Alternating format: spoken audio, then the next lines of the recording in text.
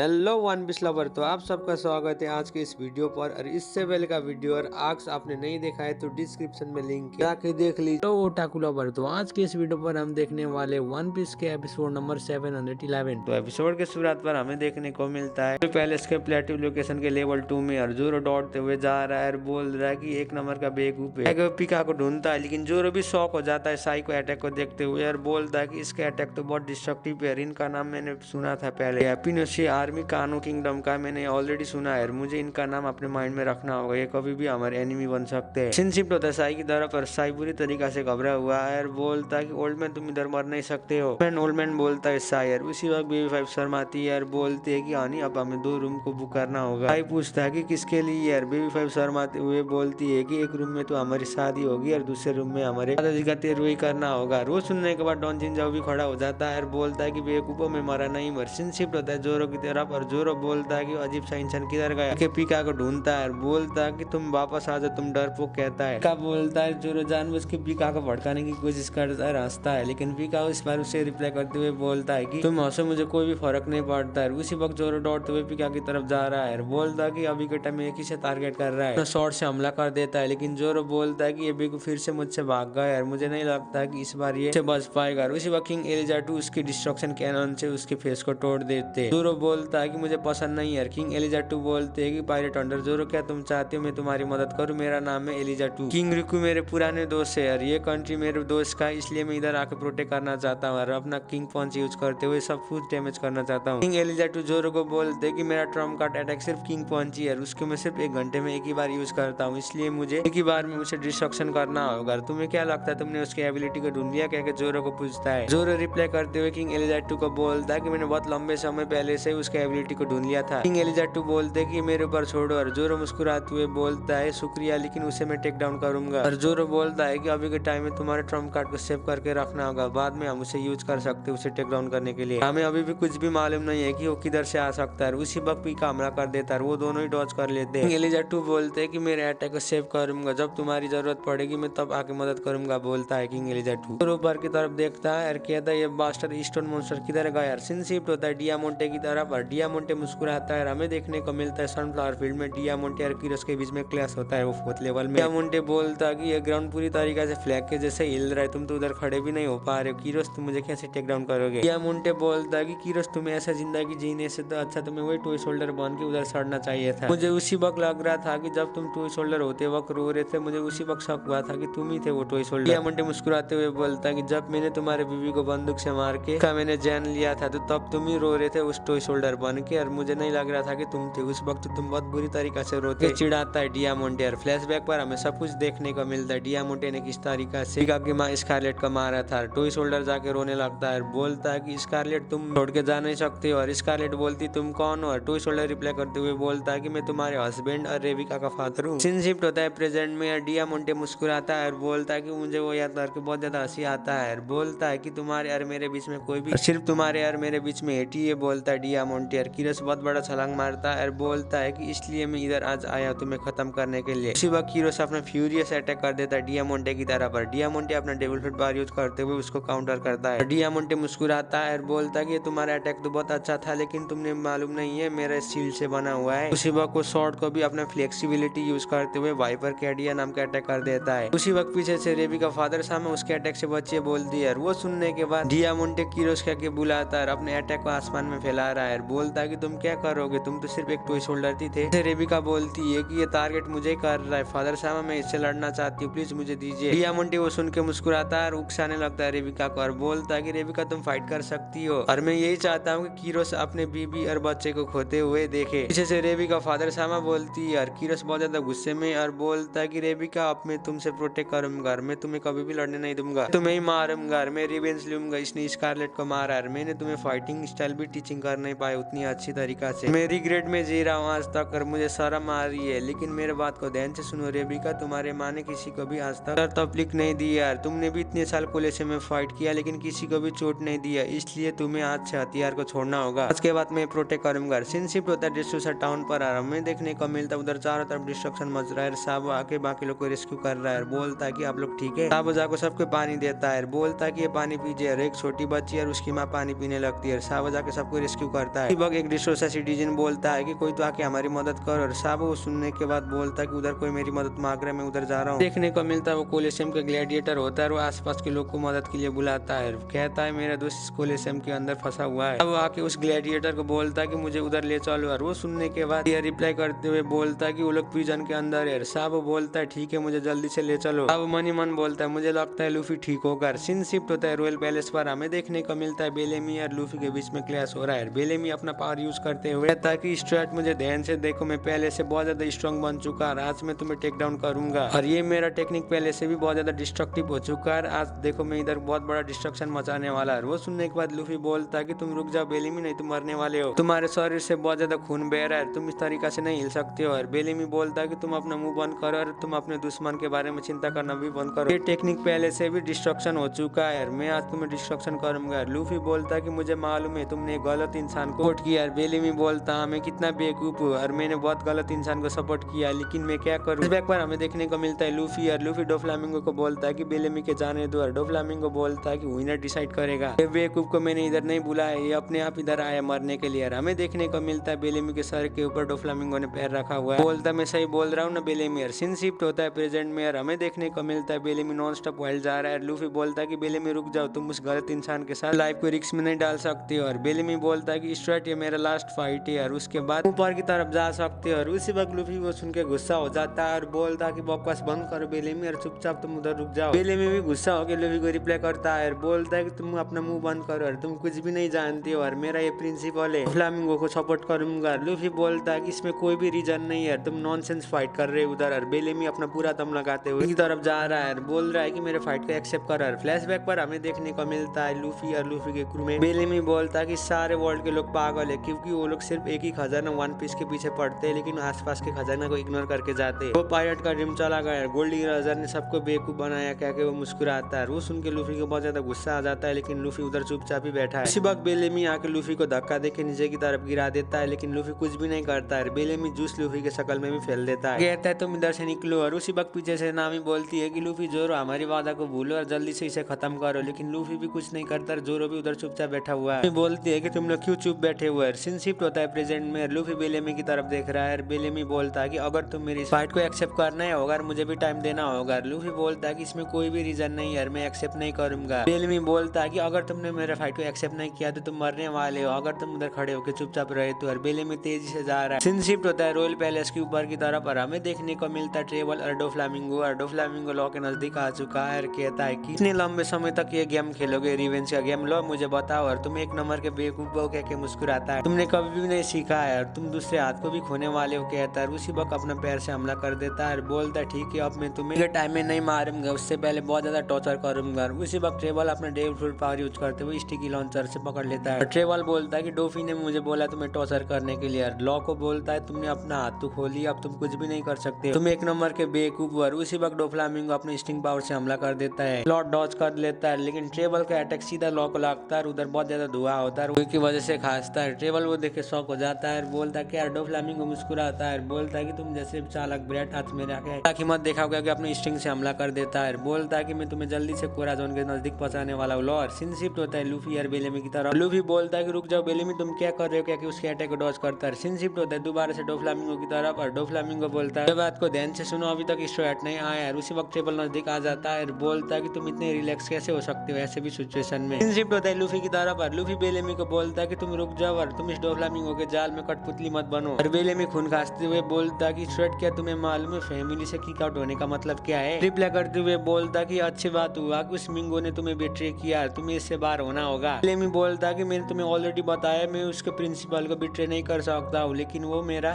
गुरु है, मैंने उसे गुरु माना है, मैं उसको कभी भी बिट्रे नहीं करूंगा। लूफी बोलता है कि तुम एक नंबर के बेवकूफ हो। बेलेमी तेजी से हमला करता है। सीन शिफ्ट होता है रूफटॉप की तरफ, और ट्रेवल स्टिकी लॉन्चर से हमला कर रहा है, बोल रहा है कि अभी भी जिंदा है। ट्रेवल बोलता है कि लो अब मुझे ऐसा लगता है कि तुम्हें जल्दी से गिव अप करना होगा। ट्रेवल के अटैक में लो बहुत ज्यादा तड़प रहा है। सीन शिफ्ट होता है ग्लैडियस की तरफ, और ग्लैडियस भी तेजी से लौट रहा है। डोफ्लामिंगो के मुस्कंडे एक एक करके टेक डाउन हो रहे लेवल 3 में। केवेंडिश आके ग्लैडियस को पूछता है तुम उस ग्राउंड में क्या कर रहे हो, मुझे देख के ऐसा ही लगता है कि मैं अपने विक्ट्री के बहुत ज्यादा नजदीक हूँ, मेरे साथ फाइट करो। ग्लैडियस करके अपना शॉट दिखाता है। उसी वक्त ग्लैडियस बोलता है कि बच्चे तुम ज्यादा अपने लॉक को पुश मत करो। और वो अपना पॉप अप फ्रूट का बार यूज करते हुए आसपास बहुत बड़ा बॉम्ब बनाता है, और वो उसे डिस्ट्रक्शन करने वाला है। वो देखने के बाद केविन डीसी शॉक हो जाता है और बोलता है इसने तो ग्राउंड को पूरी तरीके से बॉम्ब में फुला दिया है। ग्लैडियस बोलता है कि तुम्हें मालूम है अगर तुम मेरे अटैक में आ गए तो तुम्हारा क्या होगा। और मुस्कंडे भाग रहे और बोल रहे कि इधर बहुत ज्यादा खतरनाक जगह, हम इधर से भागना होगा। केविन डीसी दौड़ते हुए बार्थोलोम्यू की तरफ आता है और कहता है कि बार्थोलोम्यू जल्दी से इस बैरियर को खोलो और मुझे अंदर की तरफ लाओ, नहीं तुम्हें इधर मरने वाला नहीं हो सकता है। वो सुनने के बाद केविन डीसी बोलता है क्या यार, वो केविन डीसी बोलता है कि ये रॉबिन सेनपाई के लिए ही खुलेगा, अगर इस बैरियर को मैंने खोला तो रॉबिन सेनपाई रिस्क में आएगी और तुम मेरे एनिमी हो, मैं तुम्हारी मदद नहीं करूंगा। वो सुनने के बाद केविन डीसी गुस्सा हो जाता है और बोलता है कि तुम अपना मुंह बंद करो, अभी के टाइम में मैं तुम्हारे साइड में हूं। डोफ्लामिंगो के मुस्कंडे ग्लैडियस को बुलाते हैं और बोलते हैं कि ग्लैडियस हम इस अटैक में तो हम भी पड़ने वाले हैं। ग्लैडियस रिप्लाई करते हुए बोलता है कि इसमें मुझे कोई भी दिक्कत नहीं, अगर तुम लोग भी पड़ने वाले तो इसमें सेक्रीफाइस करना होगा क्योंकि उधर बहुत बड़ा डिस्ट्रक्शन होता है और मुस्कंडे भी उस अटैक में आके मर जाते हैं। ग्लैडियस ने चारों तरफ डिस्ट्रक्शन मचा दिया और बोलता है कि गुड बाय केविन डीसी। में एपिसोड खत्म होता है। वीडियो कैसे लगा नीचे कमेंट कर दीजिए और चैनल में भी पहले बार आए तो प्लीज चैनल को भी सब्सक्राइब कर दीजिए।